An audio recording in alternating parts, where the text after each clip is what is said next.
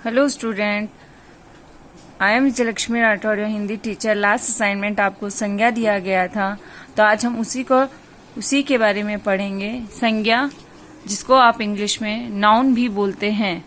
जैसे नीचे दिए गए चित्र में देखिए, बहुत सारा चीज दे रखा है ना। जैसे ये इंद्रधनुष, ये बच्चे, सूरज, ये सब क्या है, नाउन को डिफाइन करते हैं। ठीक है, तो जैसे नाउन की अगर परिभाषा पूछी जाए कि नाउन किसे कहते हैं या फिर संज्ञा किसे कहते हैं, तो किसी भी व्यक्ति मतलब ये बच्चे, किसी भी वस्तु मतलब कोई चीज, जैसे यहाँ पे है छाता। स्थान मतलब कि जगह मतलब कि ये जैसे बच्चे पार्क में खेल रहे हैं वो।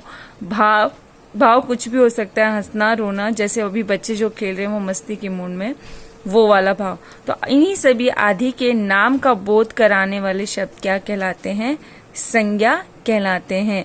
अगर आपको पूछा जाए संज्ञा की परिभाषा दीजिए, संज्ञा क्या है, तो आप यही डेफिनेशन लिखेंगे, किसी भी व्यक्ति, वस्तु, स्थान या भाव आदि के नाम का बोध कराने वाले शब्द संज्ञा कहलाते हैं। नेक्स्ट है संज्ञा के प्रकार। संज्ञा के 3 प्रकार होते हैं। पहला है व्यक्तिवाचक संज्ञा, जातिवाचक संज्ञा एंड भाववाचक संज्ञा। व्यक्तिवाचक पढ़ेंगे सबसे पहले। व्यक्तिवाचक मतलब कि विशेष किसी व्यक्ति के बारे में, किसी इंसान के बारे में या किसी चीज के बारे में स्पेशल बताया जा रहा हो, उसको बोलेंगे व्यक्तिवाचक संज्ञा। जैसे देखिए, 2 बच्चे बात कर रहे हैं कि डॉक्टर अब्दुल कलाम देश के 11वें राष्ट्रपति थे, सब उन्हें मिसाइल मैन के नाम से जानते हैं। तो ये किसके बारे में बात करें कि स्पेशल नाम दे दिया है, क्या है? अब्दुल कलाम। तो यहाँ पे व्यक्तिवाचक संज्ञा क्या होगी? अब्दुल कलाम।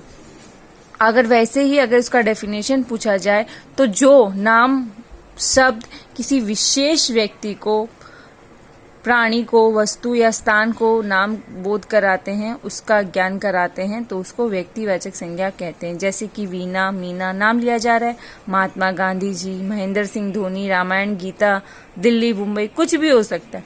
तो अगर उनका नाम ले लिया जाए तो वो किस में आएंगे? व्यक्तिवाचक संज्ञा में आएंगे। अगर आपको पूछा जाए व्यक्तिवाचक संज्ञा की परिभाषा दीजिए, किसे कहते हैं या उदाहरण सही समझाइए, तो आप डेफिनेशन लिखेंगे, जो नाम शब्द किसी विशेष प्राणी, वस्तु या स्थान आदि का ज्ञान कराते हैं, उसको व्यक्तिवाचक संज्ञा कहते हैं। नेक्स्ट है जातिवाचक संज्ञा। जाति मतलब होता है एक पूरा ग्रुप, किसी के बारे में, सबके बारे में बात करना। जैसे अब ये देखिए, डॉक्टर अब्दुल कलाम न केवल देश के राष्ट्रपति थे बल्कि जाने माने वैज्ञानिक भी थे। वैज्ञानिक अगर पूछा जाए तो सब आ जाएंगे उसके अंदर, जितने भी हमारे देश में वैज्ञानिक है। लेकिन अगर स्पेशल नाम लिया जाए तो व्यक्तिवाचक संज्ञा में चला जाएगा। लेकिन वैज्ञानिक बोला जाए तो वो सारे वैज्ञानिक जातिवाचक में आ जाएंगे। तो जातिवाचक संज्ञा का डेफिनेशन क्या होगा? जैसे जो नाम शब्द किसी विशेष प्राणियों से, वस्तुओं आदि का ज्ञान कराता हो, उसे जातिवाचक संज्ञा कहते हैं।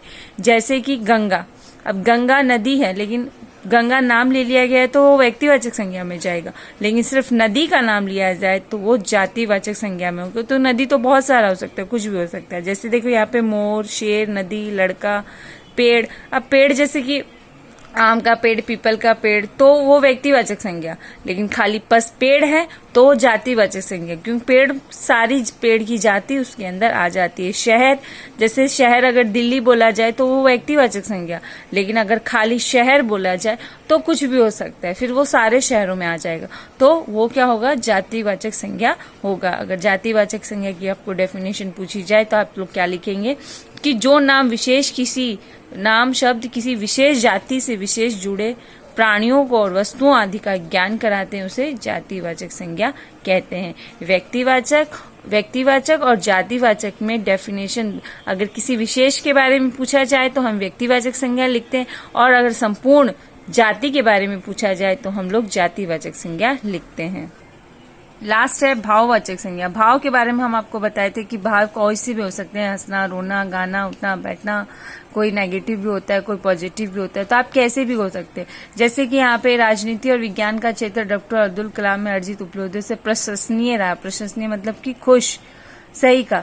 तो जैसे कि जो नाम किसी व्यक्ति, वस्तु के गुण को, दोष को, उसके मन के भाव को, उसकी दशा को आदि, विशेष आदि का ज्ञान कराते हैं, उसको भाववाचक संज्ञा कहते हैं। जैसे कि ईमानदारी, ईमानदारी एक भाव है। ऑनेस्टी, सुंदरता, मिठास, बचपन, बुढ़ापा, ये सब क्या कहलाते हैं?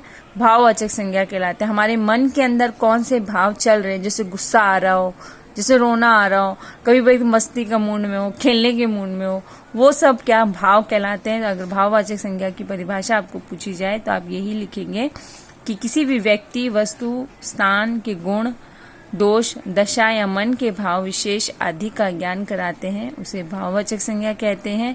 भाववाचक संज्ञा का उदाहरण पूछा जाए तो आप ईमानदारी, सुंदरता, बचपन, मिठास, बुढ़ापा आदि लिख सकते हैं।